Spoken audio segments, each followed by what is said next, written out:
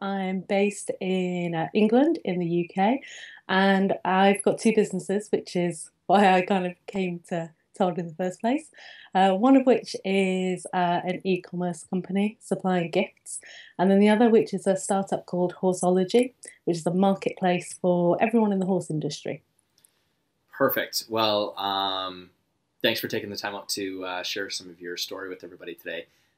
Before we kind of get into, the past 90 days and just in your business and how it might have changed, what what about your background? Like, what are all the different things that avenues that you've walked down to get to the businesses that you're in now?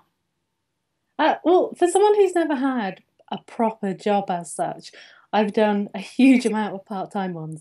So I've always thought I could be employed anywhere in the world because I've worked as an estate agent, which is probably the same as a realtor Yeah. in the States. I can milk cows, pour pints.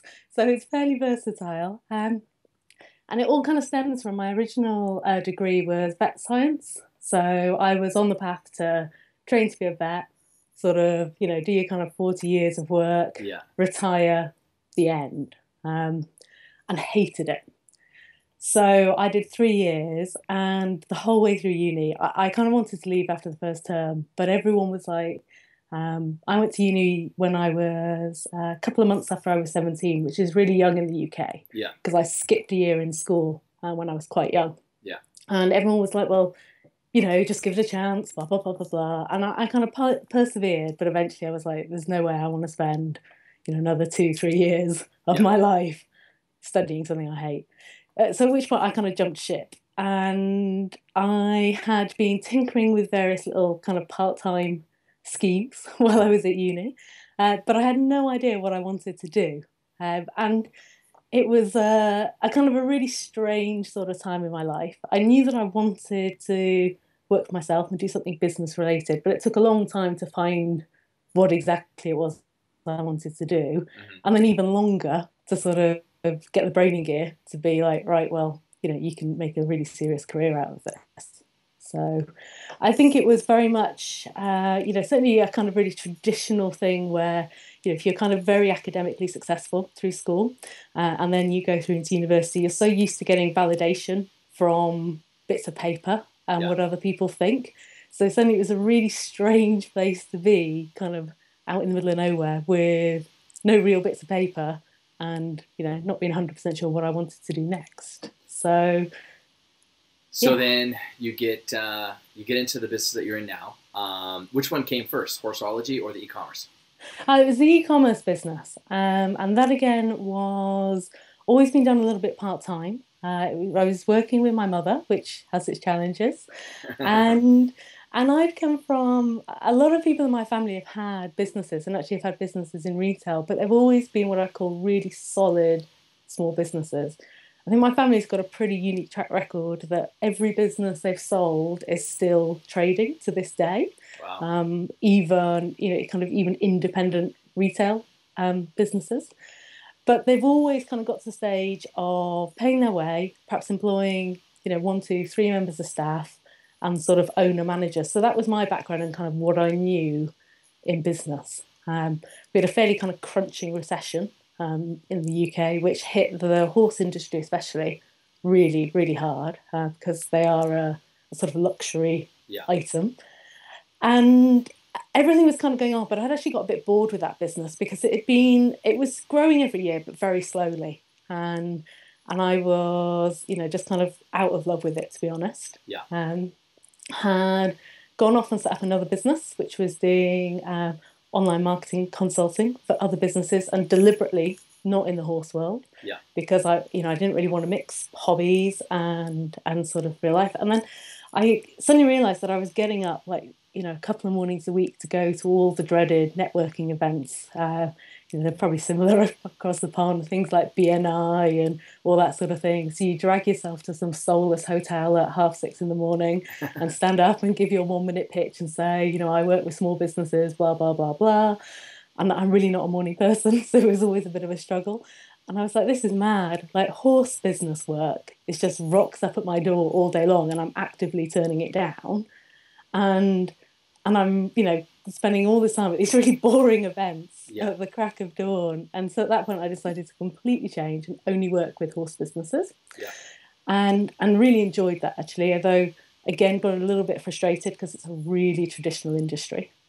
So they're very slow to cotton on to new technology, and was really enjoying working with clients, but was getting a hankering to do a really big project myself, and a business that had massive potential for scale, and also something that made a bit of a difference to the world beyond just my bank balance. Yeah. And so that's where kind of Horseology came in, which has been a massive learning curve, because although I'm quite geeky and I can code to a degree, the world of tech startups it's a whole other planet. Yeah. So that's kind of up to the kind of present day, really. Yeah. A long and winding road.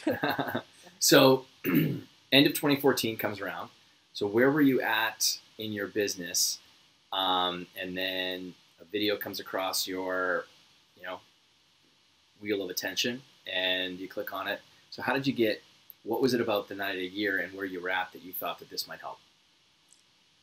Two main things. The first is that, ironically, I'd just come off the back of the best 90 days ever, especially in the e-commerce businesses. We had a really, really fantastic Christmas. Yeah. But as a result, I felt really, really burnt out because it had been a real, real grind. I'd also kind of come to the conclusion that I just didn't want to work in partnership with my mother anymore. Mm-hmm. I'm like trying to kind of combine family and business, and that was a really, really horrible conversation to have, because there's no nice way of saying, I don't want to be in a business partnership with you. Yeah.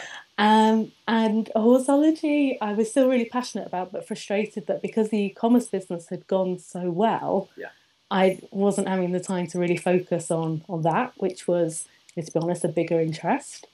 And so that was kind of on a business level, but on a personal level, I was getting really, really frustrated that I felt I was, doing such a crap job of what I felt I could actually do. Uh-huh. And I just wasn't sure why I couldn't really. So, are we allowed to swear on this or not? Or have I got to keep this sort of? This is PG. Everything I do is PG. So go right ahead. Okay, so I'll keep it. I'll keep it clean. So yeah, I was just getting really, really irritated with myself, that I felt that, and perhaps it's a bit of arrogance, that someone who kind of the whole way through their sort of teenage years had been, kind of set up to be a kind of protege, and was meant to be having this stellar career, Mm-hmm. and it just all felt a bit stagnated. Externally, people thought I was mad when they said this, and they said, "Oh, you've got a business, and you're employing people now, and whatnot. You can't possibly be a failure." But I felt I was failing on what I could potentially achieve. Yeah. Well, and if there's one thing that I've gotten to know about yourself and your situation, is you're an ambitious person. So, yeah. I mean, there's all different, and it's one thing that I talk about inside the program, all the different levels of ambition that there are.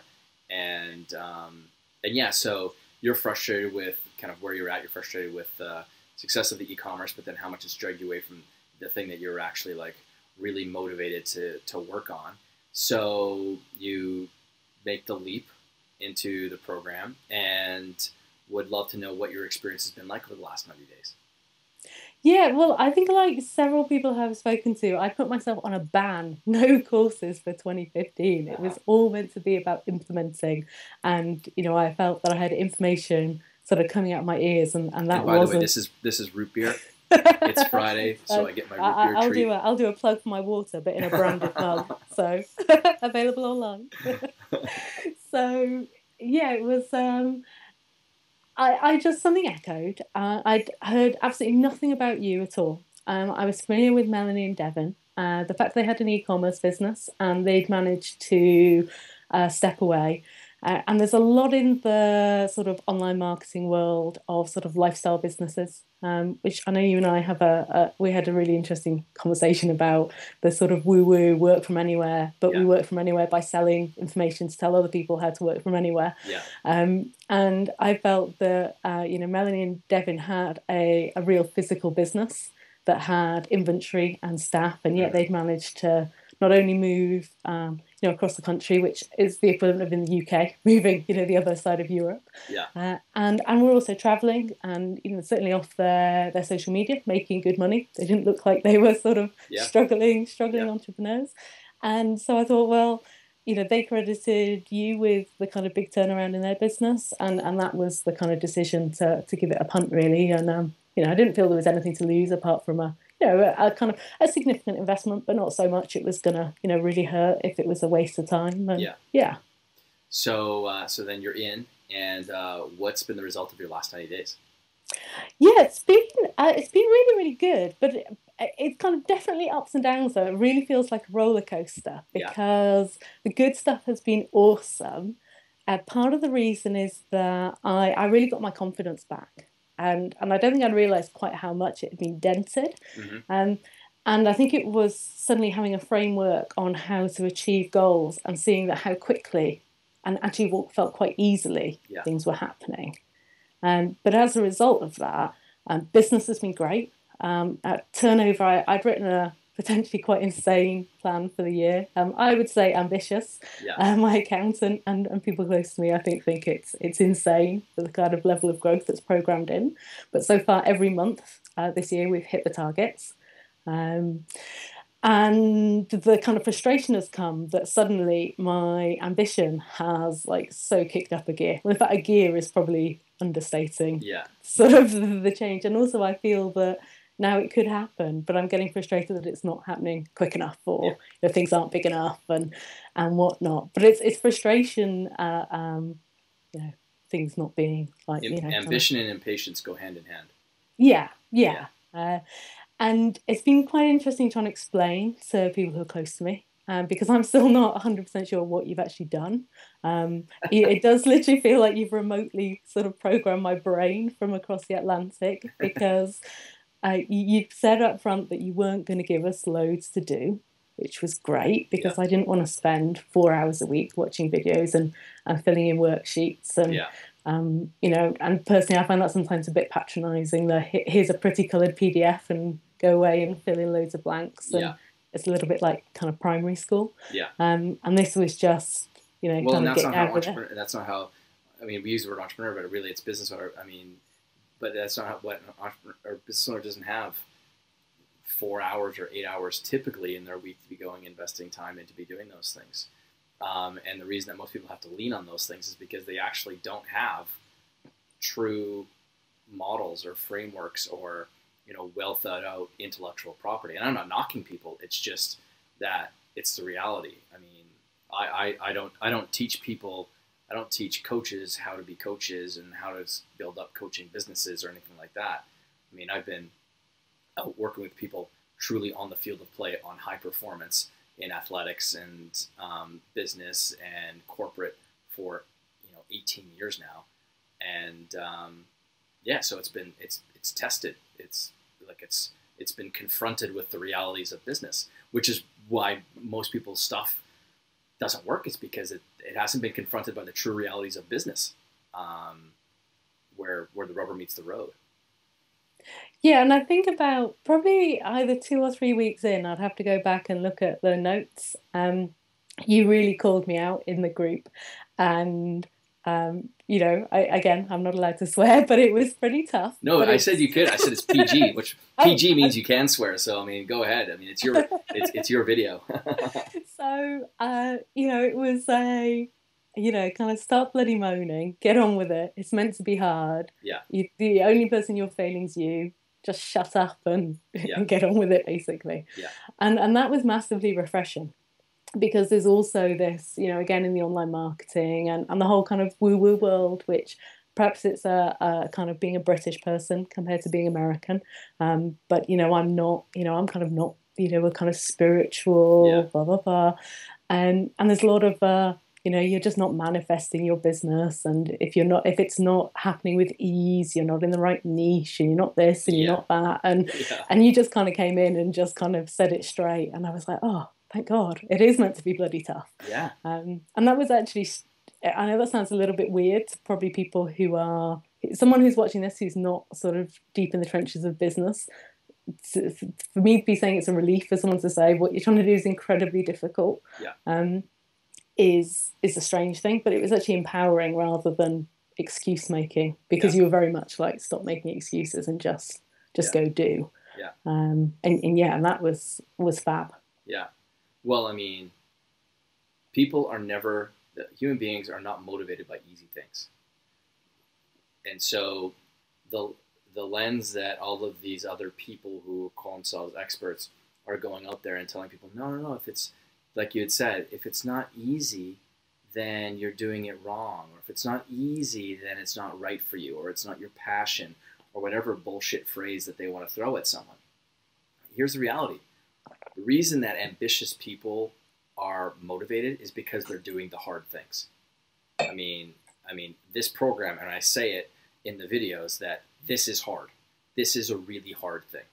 And it's supposed to be hard because it's not for everybody.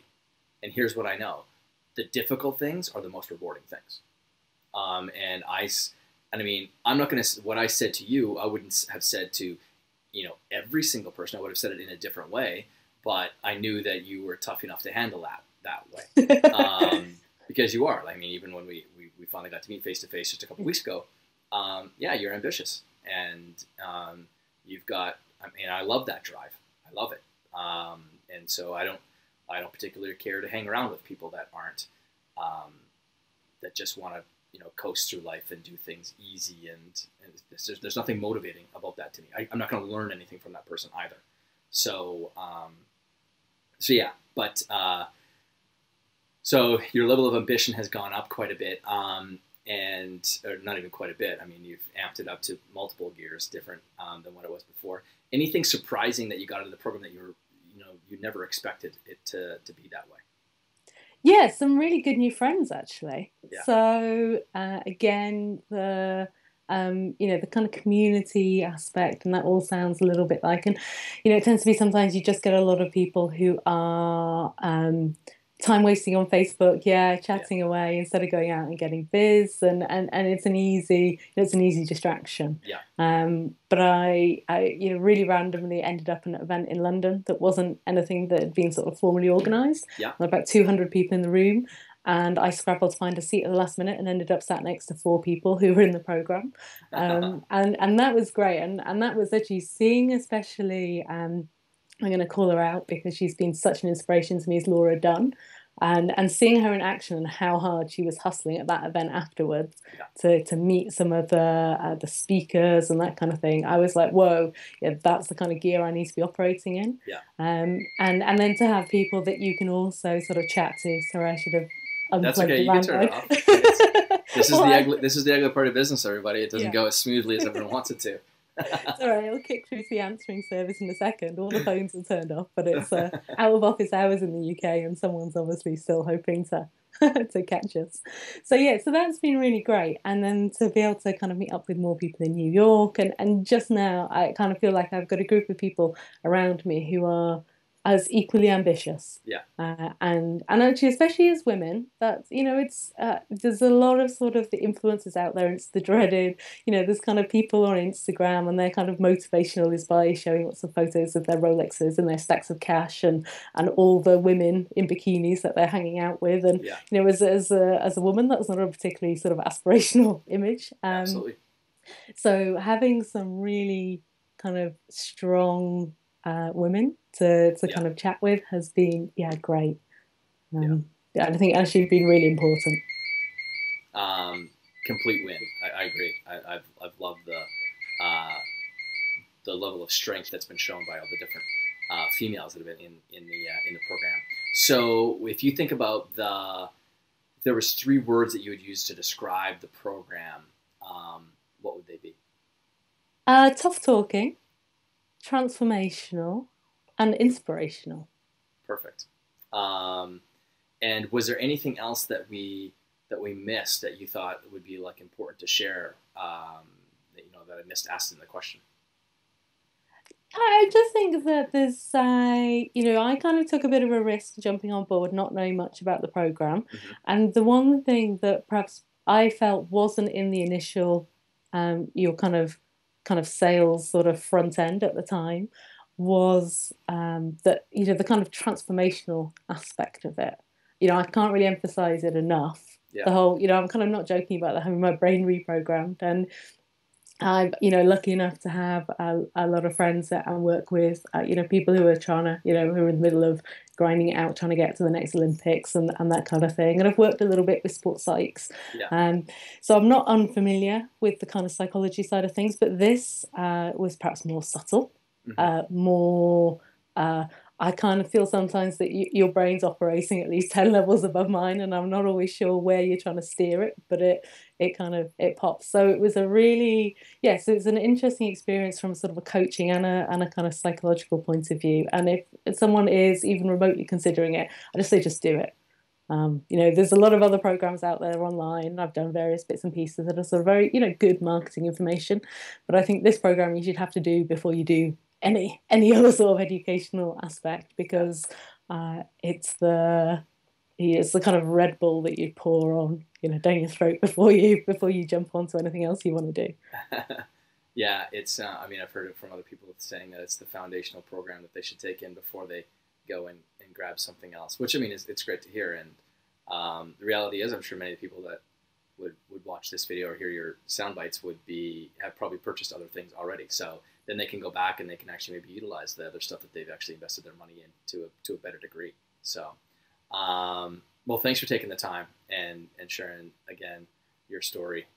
And I'm excited to see what happens with your next 90-day year, because you're someone who's got a blaze that's starting behind you, and I'm interested to see where it goes across the sky.